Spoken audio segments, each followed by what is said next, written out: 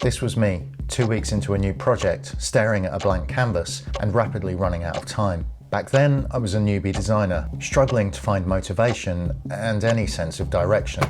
Fast forward to today, and this is me now, with so many ideas floating around in my head that my biggest problem is actually deciding which one to pursue. If you've ever sat down staring at a blank page like it's some sort of cosmic joke, waiting for the perfect idea to hit, you're probably caught in the trap of waiting for inspiration to strike. Unfortunately, it doesn't usually work that way, at least not consistently. The good news is creativity is a skill, and just like any other skill, you can develop it. Hey dudes, I'm Brom, and after 20 years fighting off creative blocks like they're personal enemies, I can tell you they never get easier.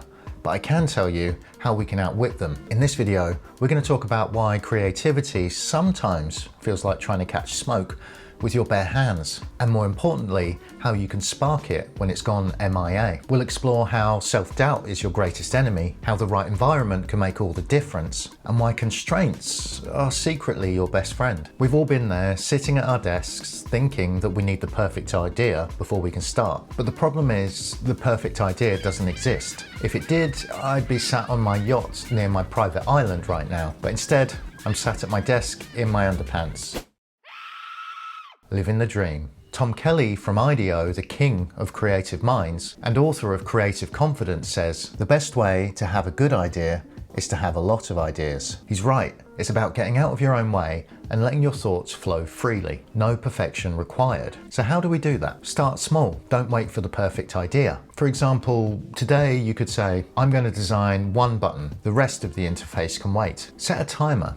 Give yourself 10 to 15 minutes to create something, even if it's terrible. The goal is to get started, not to impress anyone. You could experiment with random prompts. What if I designed a coffee app for astronauts? Make it a routine. Set time aside to play with ideas daily. Get comfortable with messing around. Sometimes when my creativity's stifled, I'll just doodle in my notebook. Does it always make sense?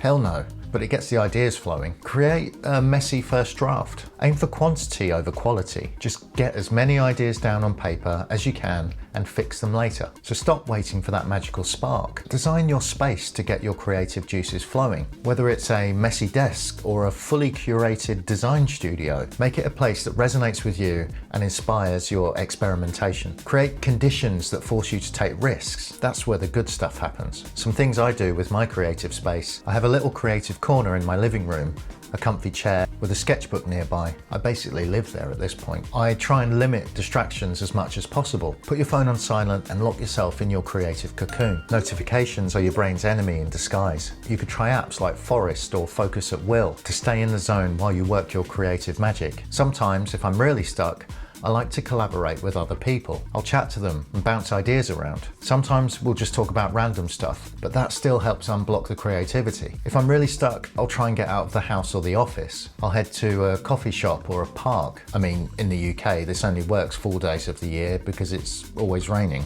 But hey, coffee shops are great alternatives. Creativity can be sparked by constraints. It sounds weird, but sometimes the best way to unlock creativity is by limiting your options. When everything is possible, it's like being told to create something without any direction. It's overwhelming and just ends up like a staring contest between you and your screen. But constraints, they give you a framework and a starting point. Back in 1971, Nike, or Blue Ribbon Sports as they were then known, hired Carolyn Davidson, a design student, for $35 to design their logo. She had a tiny budget and no room for big fancy ideas. And what did she come up with? The swoosh. So how can you apply constraints to your work? You could limit yourself to a certain number of colors or materials and work within those boundaries. You could set yourself a deadline. Nothing gets creativity flowing as quickly as a deadline. You could work on bigger or smaller canvases. For example, I use my notebook as a great way to do this because the small canvas size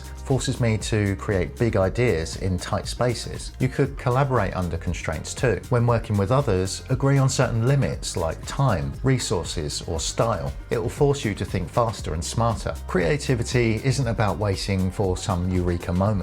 It's about pushing through self-doubt, creating the right conditions, and working within constraints. And the more you practice it, the easier it gets. So start small, experiment, and let the ideas flow, even if they're a bit messy at first. If you want more actionable creativity tips, check out this next video here. And in the meantime, stay calm, keep creative, and I'll catch you in the next one. Why is it binging and bonging? Shush, man.